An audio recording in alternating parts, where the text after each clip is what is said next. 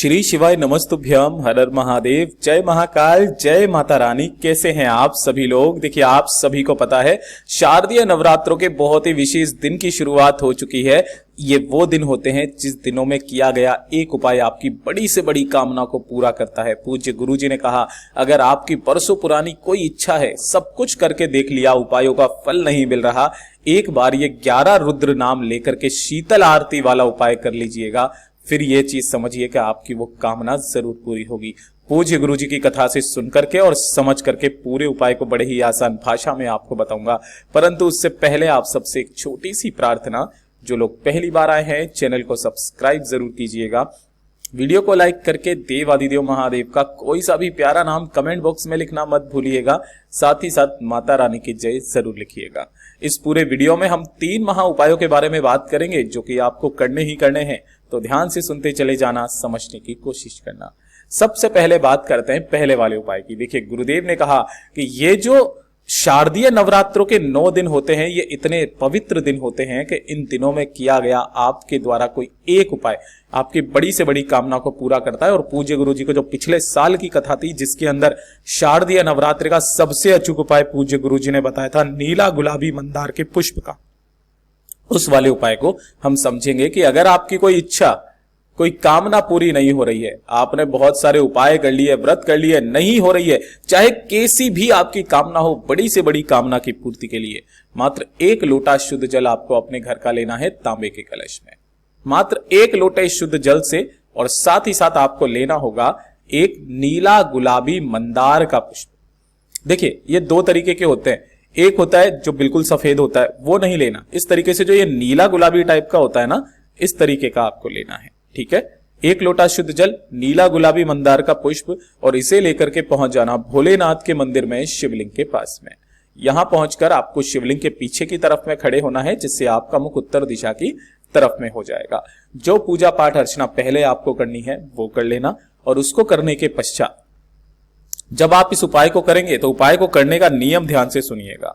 आपको क्या करना है, अपने ही दाहिने हाथ की हथेली पर आपको 1 लोटा कलश जो आपने लिया है उसे आपको रख लेना है, और जो एक फूल लिया है आपने मंदार का, है ना, उस फूल को भी आपको इसी के अपने ही हाथ पर इस तरीके से रख लेना है।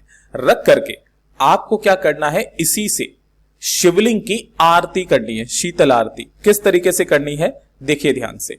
आपको जब भी आरती की जाती है ना, उसमें पूरा हाथ घुमाया नहीं जाता है। दोनों हाथों में, मतलब एक हाथ को आपने इस तरीके से रखा है, दोनों चीजों को उसके ऊपर, नीचे दूसरा हाथ लगा लेना। अब आप जब भी यहां पर आरती करोगे तो आपको एक बार हाथ इधर की तरफ और एक बार हाथ इधर की तरफ, ऐसे करके आपको घुमाना है। मतलब आधी ही आरती करनी है, आधा हाथ घुमाना है ना, ऐसे घुमा करके और फिर ऐसे करके घुमा लेना। ठीक है, जब आप एक बार हाथ घुमाओगे तो महादेव जी के जो 11 रुद्र नाम हैं, उसमें से पहले रुद्र नाम को आपको स्मरण करना है, पहला। जब दोबारा हाथ घुमाओगे इस तरीके से, तब दूसरे रुद्र नाम का आपको स्मरण करना है। जैसे जब पहली बार आप आधी आरती के लिए हाथ घुमाओगे तो पहला जो नाम है वो है कपाली, है ना। महादेव जी के जो 11 रुद्र नाम है, मैं आपको बता देता हूं कौन कौन से हैं। सबसे पहले है कपाली, फिर है पिंगल, फिर भीम, फिर विरूपाक्ष, फिर विलोहित, फिर शास्ता, फिर अजापाद, फिर आपिर्बुद्ध, फिर शंभु, फिर चंड और भव। ये सभी जो भी रुद्र रूप है, इन 11 रुद्र रूपों का नाम करके आपको 11 बार इस उपाय को करना है। मतलब इस तरीके से आरती को करना है। आरती को करने के पश्चात 1 लोटा शुद्ध जल आपको शिवलिंग के ठीक ऊपर समर्पित कर देना है, श्री शिवाय नमस्तुभ्यम मंत्र का स्मरण करते हुए। ठीक है, और जो मंदार का पुष्प है, उस मंदार के पुष्प को आपको माता अशोक सुंदरी के स्थान से स्पर्श कराकर अपनी कामना कह करके भगवान शिव की शिवलिंग पर समर्पित करके अपने घर के तरफ चले आ जाना है। पूज्य गुरुजी ने कहा, शिव महापुराण में इन 2 चीजों को वरदान प्राप्त है। एक है मंदार का जो नीला गुलाबी पुष्प है वो, और एक होता है शमी का पत्ता। कोई भूलवश भी अगर माता अशोक सुंदरी पर स्पर्श कराकर अपनी कामना बोलकर शिवलिंग पर समर्पित कर भी देता है ना, उसके उसी समय उसकी कामना पूरी हो जाती है। उसे 1000 अश्वमेघ यज्ञ के बराबर का पुण्य फल प्राप्त होता है। पूज्य गुरुजी का बहुत अद्भुत और अचूक उपाय है, जरूर कीजिएगा। अब बात करते हैं दूसरे वाले उपाय की। और ये जो दूसरा वाला उपाय है ना, कोई उपाय नहीं है, पूज्य गुरुजी ने कहा आपके घर का नियम। काफी सारे लोग क्या कहते हैं कि आपके घर में जब भी शाम की आरती होती है उसमें घंटी नहीं बजाई जाती, इस तरीके से काफी सारे लोग कहते हैं ना घंटी नहीं बजाई जाती है। गलत। शाम के समय पर आपको ये जो घंटी होती है, अगर आपने इसके ऊपर का हिस्सा देखा हुआ है ना, काफी सारे लोगों को इसके बारे में अभी भी नहीं पता होगा, मैं आपको बता देता हूं ये क्या है। यहां पर गरुड़ जी विराजमान होते हैं और जब आप घंटी को बजाते हो ना, इसे गरुड़ नाद कहते हैं, गरुड़ नाद। इस घंटी को बजाने का क्या महत्व होता है ये तो गुरुदेव ने बाद में बताया। उससे पहले बताया कि अगर आपके घर में कोई छोटा कोई पूजा पाठ हो रही है, कोई थाली लगा रहे हो, पूजा की थाली लगा रहे हो, आप पूजा करने वाले हो, उससे पहले आपको घंटी जरूर बजाना चाहिए। घंटी बजाने का महत्व पूज्य गुरुजी ने इस तरीके से बताया कि जब आप घंटी बजा करके भगवान की आरती करते हो, दीपक जलाते हो, पूजा करते हो, तो सीधा संदेश आपका भगवान तक जाता है, भगवान की दृष्टि आपके ऊपर होती है और दृष्टि होने के पश्चात आपको आपकी आरती का संपूर्ण फल प्राप्त होता है। इसीलिए चाहे सुबह हो चाहे शाम हो, कभी भी हो, घंटी जरूर बजाना चाहिए। और अगर आपके घर में कोई इस तरीके की घंटी नहीं है ना, जिस पर गरुड़ जी विराजमान है, तो उसे अभी का अभी चेंज कर दीजिएगा। आपको इस तरीके की घंटी अपने घर में लेनी है जहां पर ऊपर की तरफ में गरुड़ जी विराजमान हो। ये नियम है और इस नियम को हम सभी को फॉलो करना है, यह हमारे हिंदू धर्म का नियम है। अगर आपने मंदिरों में भी देखा होगा, काफी सारे लोग कहते हैं अगर आप शाम के समय पर नहीं, सुबह के समय पर नहीं, तो भी शाम को मंदिरों में घंटे क्यों बजाए जाते हैं? वो इसीलिए बजाए जाते हैं। ठीक है, तो ये हो गया दूसरा काम। अब जो तीसरा उपाय पूज्य गुरु जी ने बताया, इस चीज का जरूर से जरूर विशेष रूप से ध्यान रखना। तीसरा उपाय, आपके जीवन में चाहे कैसी भी समस्या चल रही हो, कैसी भी समस्या है ना, आपकी वो समस्याएं खत्म नहीं हो रही है, चाहे मानसिक हो, चाहे शारीरिक हो, धन की हो, किसी भी प्रकार की समस्या हो, उन सारी समस्याओं का एक रामबाण उपाय इन शारदीय नवरात्रों में जितनी बार आप कर सको उतनी बार करना है ना। आरती वाला उपाय, लेकिन बिना दीपक के आपको आरती वाला उपाय करना है। 1 लोटा शुद्ध जल अपने घर का लेना तांबे के कलश में, ठीक है, और एक ही लेनी होगी आपको बेलपत्र। ठीक है, बेलपत्र नहीं मिलती है तो शिवलिंग पर जो बेलपत्र चढ़ा हुआ रहे वो बेलपत्र आप ले लेना।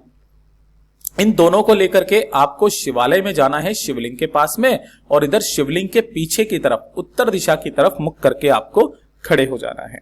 खड़े हो जाने के पश्चात आपको क्या करना है, जो एक बेलपत्र आपने लिया है, इस एक बेलपत्र को आपको अपने ही दाहिने हाथ की हथेली पर ऐसे रखना है कि डंडी आपकी तरफ रहे, बीच वाली पत्ती का मुख इस बीच वाली उंगली पर रहे, और इसी के ऊपर आपको क्या रखना है, इस तरीके से उस कलश को रख देना। ठीक है, आपके जीवन में चल रही जितनी भी समस्याएं हैं, उन सभी समस्याओं को खत्म करने की कामना कह करके इस कलश को तो उठा करके आपको नीचे की तरफ में रख देना है। ठीक है, और नीचे की तरफ रख देने के पश्चात केवल आपके हाथ में बचेगा अब इस तरीके से बेलपत्र। ठीक है, इसी बेलपत्र से आपको महादेव जी की शिवलिंग की आरती करनी है, अपनी कामना कहते हुए। जो भी महादेव जी की आपको आरती आती है, लेकिन ये चीज ध्यान रखना, आपको सिर्फ आधा ही हाथ घुमाना है, एक बार इधर फिर एक बार इधर, फिर एक बार इधर फिर एक बार इधर, केवल इतना सा ही हाथ आपको घुमाना है। अपनी कामना कहते हुए इस पूरे के पूरे हाथ को आपको इस तरीके से आधा घुमाना है, अपनी कामना कहना, और अपनी कामना कह देने के पश्चात आपको इस बेलपत्र को शिवलिंग के ठीक ऊपर अपना नाम और गोत्र बोल करके समर्पित करके चले आ जाना है। पूज्य गुरुजी ने कहा चाहे कैसी भी विपदा आपके जीवन में क्यों ना आ रही हो, वो सारी समाप्त हो जाएगी। पूज्य गुरुजी का बहुत अद्भुत और अचूक उपाय है, जरूर कीजिएगा। और एक उपाय और जो पूज्य गुरुजी ने बताया भवरेंदु चक्र का, उसे आप जरूर सुन करके जाइएगा। ये जो भवरेंदु चक्र का जो उपाय है ना, होता है ना, ये किसी भी बीमार व्यक्ति के लिए किया जाता है जब उसकी बीमारियां खत्म नहीं हो रही होती है ना। इसे किस तरीके से किया जाता है उस चीज का ध्यान सुनिएगा। जो भी आपने 1 लोटा शुद्ध जल लेते हो ना, तो 1 लोटा शुद्ध जल लेकर के भगवान शिव की शिवलिंग के पास में जाते हो किसी भी बीमार व्यक्ति की बीमारी को खत्म करने के लिए, तो यह जल केवल 3 स्थानों पर समर्पित किया जाता है। पहला माता अशोक सुंदरी, दूसरा भगवान गणेश और तीसरा कार्तिकेय भगवान। सबसे पहले आपको जल माता अशोक सुंदरी के स्थान पर समर्पित करना है, फिर आपको गणेश जी के स्थान पर, फिर कार्तिकेय जी के स्थान पर, फिर माता अशोक सुंदरी के स्थान पर, फिर गणेश जी के स्थान पर, फिर कार्तिकेय जी के स्थान पर, फिर माता अशोक सुंदरी के स्थान पर, फिर आपको गणेश जी के स्थान पर, फिर कार्तिकेय जी के स्थान पर। इस तरीके से आपको एक चक्र नुमा क्या करना है, भवरेंदु चक्र का स्मरण करते हुए आपको इन सभी जगह पर जल को समर्पित करते चले जाना है।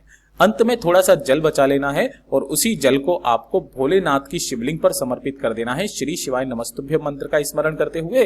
और जो भी जल जलाधारी से बह करके नीचे की तरफ आए उस जल को रोकना और उस बीमार व्यक्ति को इसका आचमन करा देना, उसके शरीर पर लगा देना। उसकी जितनी भी समस्याएं होंगी वो सारी समस्याएं दूर होंगी।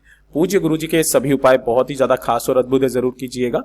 वीडियो पसंद आए तो लाइक जरूर करना, चैनल को सब्सक्राइब जरूर कीजिएगा। मैं आपसे मिलता हूं अगले वीडियो में, तब तक के लिए ओम नमः शिवाय, हर हर महादेव, जय महाकाल।